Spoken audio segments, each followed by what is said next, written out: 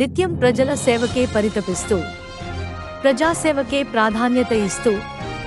సమాజంలో తనకంటూ ప్రత్యేక స్థానాన్ని సంపాదించుకున్న విశాఖ 66వ వార్డు కార్పొరేటర్ మహ్మద్ ఇమ్రాన్ జన్మదిన వేడుకలు వైభవంగా జరిగాయి. జగన్ ఆశయాలకు అనుగుణంగా అడుగులు వేస్తూనే గెలిపించిన ప్రజలకు నిత్యం తోడుగా ఉంటూ వార్డును అభివృద్ధి బాటలో నడిపించిన కార్పొరేటర్ మహ్మద్ ఇమ్రాన్ కు పార్టీ శ్రేణులు శుభాకాంక్షలు తెలిపారు.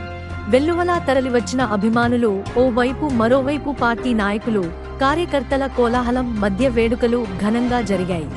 కార్పొరేటర్ మహ్మద్ ఇమ్రాన్ భవిష్యత్లో మరింత ఉన్నత స్థాయికి ఎదగాలని నాయకులు కార్యకర్తలు ఆకాంక్షించారు. తన పదవీ కాలంలో వార్డును అభివృద్ధితో పాటు సమస్యలకు శాశ్వత పరిష్కారాన్ని చూపించి ప్రజల శ్రేయస్సే ప్రధాన ధ్యేయంగా ముందుకు సాగుతున్నారని ఈ సందర్భంగా కార్పొరేటర్ మహ్మద్ ఇమ్రాన్ తెలిపారు. వైఎస్ఆర్ ఆశయాలకు అనుగుణంగా ముందుకు సాగుతూ పార్టీని మరింత బలోపేతం చేసే దిశగా కృషి చేస్తామని ఈ సందర్భంగా చెప్పారు. నా 66వ వార్డులో ఉన్నటువంటి ప్రజలందరికీ, అలాగే నా వెన్నంటి నడిచిన మా కార్యకర్తలందరికీ కూడా, మహిళా కార్యకర్తలకి, అలాగే మా సీనియర్ నాయకులకి, అలాగే ఇమ్రాన్ యువసేనకి, అలాగే ప్రతి ఒక్కరికి కూడా ఈరోజు ఉదయం నుంచి కూడా నా పుట్టినరోజు సందర్భంగా విషెస్ చేసిన ప్రతి ఒక్కరికి కూడా మీడియా మాధ్యమంలో, అలాగే ఫేస్బుక్ ద్వారా, ట్విట్టర్ ద్వారా, వాట్సాప్ల ద్వారా విషెస్ తెలియజేసిన ప్రతి ఒక్కరికి కూడా ప్రత్యేకమైన ధన్యవాదాలు తెలియజేసుకుంటా ఉన్నాను. అలాగే ఈ యొక్క రాజకీయంలో దిగిన తర్వాత నుంచి మనమందరం కూడా ఈ వార్డు గురించి, అలాగే గాజువాకలో ఉన్నటువంటి సమస్యల గురించి ఎల్లప్పుడూ కూడా మీ మీద పోరాడుతూ ఈరోజు 66వ వార్డులో సుమారు 25 కోట్లు పెట్టి మనం చేస్తున్నటువంటి అభివృద్ధి స్థిరస్థాయిగా నించునే విధంగా మనం కార్పొరేటర్ ఎలక్షన్లో ముఖ్యంగా చేస్తున్నటువంటి ప్రతి ఒక్క వాగ్దానాన్ని కూడా 3 సంవత్సరాల వ్యవధిలోనే పూర్తి చేసినందుకు మేము చాలా గర్వంగా, మేమందరం కూడా కాళ్ళను ఎగరేసుకునే విధంగా కార్యకర్తలకు కానీ, ఇక్కడ ఉన్నటువంటి మా నాయకులకు కానీ,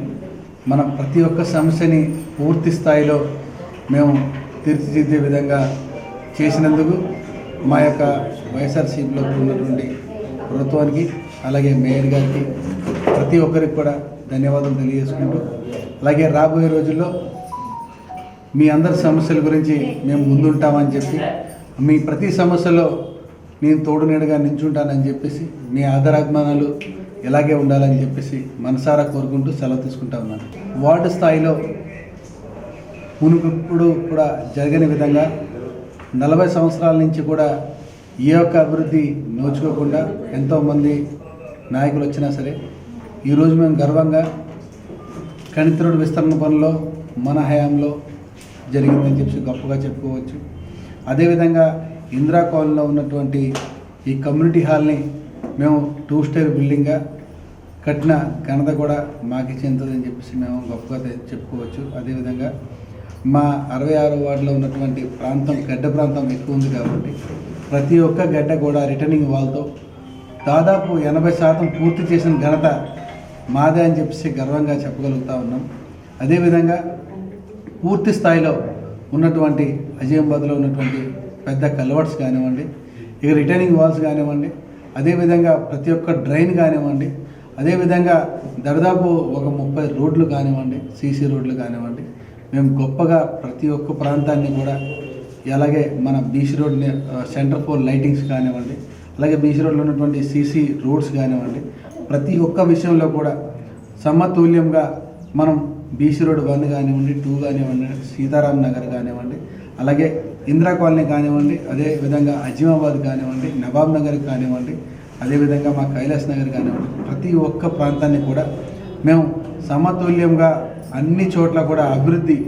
పదంలో పరిగెట్టే విధంగా మేము పూర్తి స్థాయిలో 3 సంవత్సరాల్లో పూర్తి చేసాం. రాబోయే 2 సంవత్సరాల్లో పూర్తిగా కూడా మన 66వ వార్డుని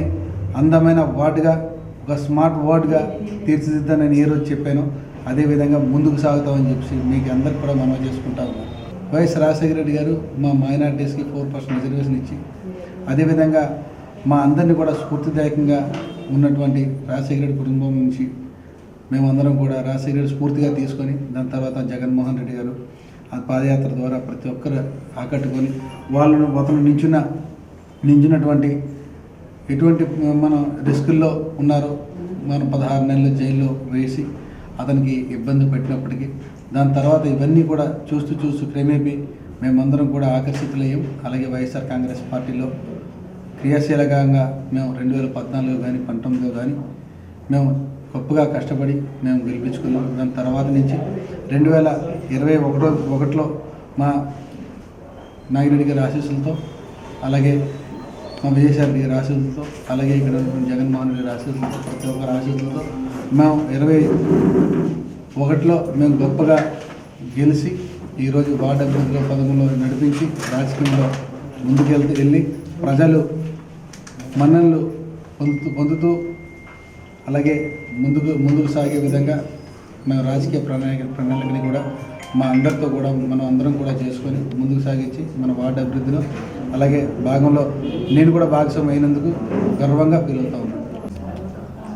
2024లో ఈ యొక్క ప్రజా ఫలితాలు లేకపోతే ఈవీఎం ఫలితాలు మీకే ప్రజలందరూ చెప్పుకుంటా ఉన్నారు. అదేవిధంగా మేము రాబోయే ఎన్నికల్లో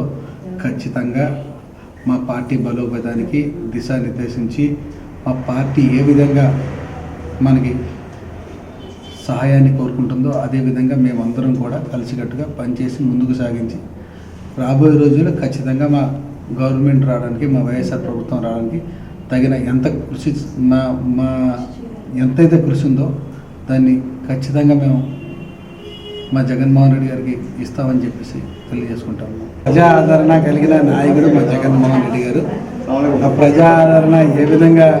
మనం ముందుకు సాగుతామో ఆ ప్రజా ఆదరణే మా అందరికి కూడా ఏ విధంగా 2019లో 2024లో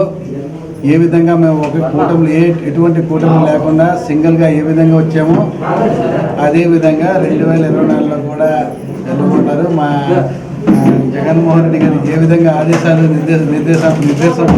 ఎటేపిస్తే ఆ విధంగా మేము కూడా పైన ఉంటుందని చెప్పి తెలియజేసుకుంటాం.